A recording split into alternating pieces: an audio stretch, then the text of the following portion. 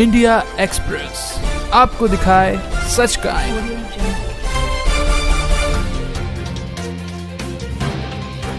जी, जब संत श्री आसाराम जी बापू उड़ीसा गए थे तो उस समय महाराज जी वहाँ पर काफ़ी भीड़ थी। तो बापू जी का हर कोई जगह हर राज्य में जाते हैं तो कोई भी पुराना मंदिर होता है तो बापू जी अपने मन से ही बापू जी दर्शन करने जाते हैं। चाहे राम जी का मंदिर हो, श्री कृष्ण जी का मंदिर हो, कोई भी भगवान को। तो उड़ीसा गए थे तो वहाँ पर जय जगन्नाथपुरी जी का बहुत ही सुंदर भव्य मंदिर था। तो वहाँ के मंदिर की तो आप सब ने भी उनकी महिमा जानी है कि इतना पुराना और उस मंदिर में इतना लंबा चौड़ा है, जहाँ पर उनके कई चमत्कार है उस मंदिर के। मैंने कई बार सुना है कि इतना बड़ा मंदिर है तो उसके ऊपर कोई पक्षी आज तक नहीं बैठता है बहन जी। और उसके चारों तरफ जब भगवान सूर्यदेव का उदय होता है तो उनकी जैसे सूर्य उदय होता है तो परछाई पड़ती है। तो उस मंदिर इतना बड़ा मंदिर का परछाई आज तक नहीं दिखाई देती, किसी ने नहीं देखा है प्रभु जी। उनके ऊपर एक चक्र लगाया हुआ है तो वो चक्र को आप जिस दिशा से देखो तो उसको सीधा ही लगता है। जैसे पूर्व से देखो, पश्चिम से देखो, चारों तरफ से देखते हैं तो उनका एक ही प्रकार का दिखाई देता है।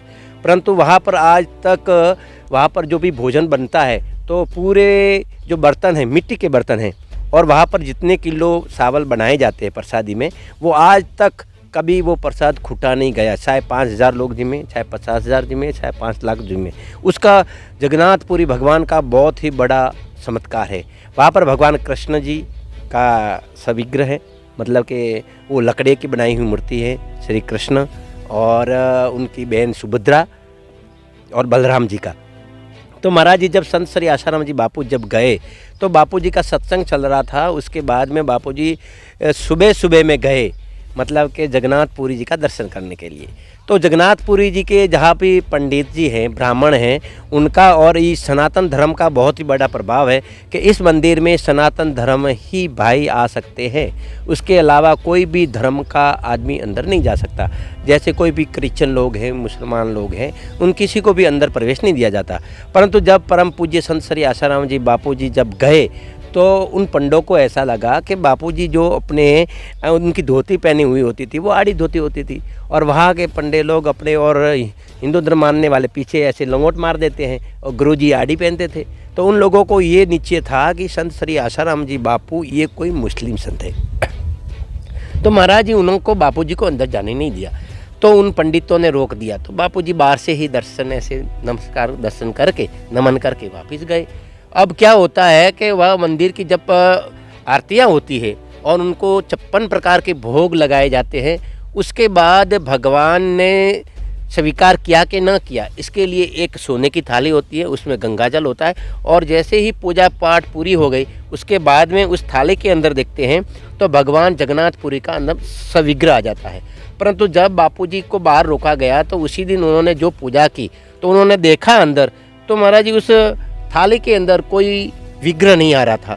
तो पंडितों ने विचार किया कि आज भगवान ने अपनी सेवा, प्रार्थना, अपनी पूजा स्वीकार नहीं की है, क्या कारण हो गया। तो उन्होंने फिर से पूजा चालू की, 56 प्रकार के वापस भोग लगाए गए, आरतियाँ की गई।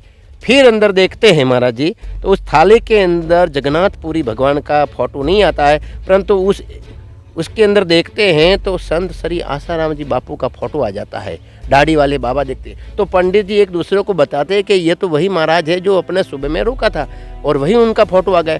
ये चमत्कार देखकर वो पूरी उनकी संस्था को मिल करके वो सब बापूजी के पास में गए। बापूजी जहाँ निवास स्थान पर रहते थे बापूजी को प्रार्थना की कि बापूजी हमारे आपको नहीं पहचान सके, आप उलिया पुरुष हो, हमने नहीं जान पका, हमारी भूल होगी। बापूजी ने बोला कोई बात नहीं, मैं आ जाता हूँ। जैसे ही गुरुजी वापस वहाँ पर मंदिर में जाते हैं और दर्शन करके चले जाते हैं। तो ये बहुत ही बड़ा चमत्कार है। ऐसे तो हमारे बापूजी के जीवन में और भक्तों के जीवन में कई प्रकार के आए महाराज जी। तो संत श्री आसाराम जी बापू, जब मैं राजस्थान का सिरोही डिस्ट्रिक्ट का रहने वाला हूँ, जब हम पहली बार भगवान नाम की कीर्तन यात्रा निकाल रहे थे तो हमारे साथ में लगभग 200-150 लोग थे और हमारे एक जो हमारी गाड़ी टैक्सी के चला रहा था उसने हमको बोला कि सोपाराम जी यार आपके भक्तों की टोली जा रही है तो मेरी एक गाय है, आप 15-20 लोग हैं आगे बैठे हैं, उनको अपन दूध पिला देंगे। अपन जो हम वो गाड़ी चला रहा था तो हम 15 जन थे। तो उन्होंने बोला कि 15 जनों को ही पिलाना है। तो उन्होंने कहा आप रोकोगे गाड़ी, हम कि रोक देंगे। जैसे ही उन्होंने गाँव आया तो उन्होंने पहले से फ़ोन करके बता दिया धर्मपत्नी को कि आज आशाराम जी बापू के लोग यहाँ से जा रहे हैं, परंतु मैं जिनकी गाड़ी चला रहा हूँ उसमें 7-8 जन बैठे हैं, तो 2 किलो 2.5 किलो दूध होता है वो आज देना मत। उन्होंने नहीं दिया। और जैसे ही हम लोग गए तो हमारे पीछे तो 1 गाड़ी 2 गाड़ी 3 गाड़ी ऐसे 250-200 लोग थे। जैसे ही उन्होंने घर में प्रवेश किया तो हमने भी किया, तो उन्होंने क्या किया कि पीछे तो पूरे लोग आ रहे हैं साथ में, उनकी व्यवस्था थी 15-20 लोगों की और वो तो 200 लोग हैं, तो उन्होंने एक गिलास राजस्थानी गिलास इतना बड़ा भर भर के देना चालू किया।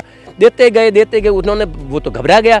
धर्मपत्नी को बोला तू जल्दी जल्दी जा और कुछ अपना नींबू शरबत लेकर आ, बाकी को शरबत और नींबू पिला देंगे और ये 15-20 लोगों को दूध पिला देंगे। वो लेने गया, इतने में तो वो भैया देता गया। मेरी आंखों के सामने 200 लोगों ने वो पूरा दूध पिया, परंतु वो बाल्टी थी वो पूरी की पूरी खाली हुई नहीं और जितना जिसमें दूध था तो उसमें 2 किलो बसा हुआ था। ये मेरी आंखों के सामने चमत्कार हुआ था। और ऐसे बापूजी के भक्तों को कई चमत्कार है। बापूजी साक्षात नारायण का रूप लेकर आया हो।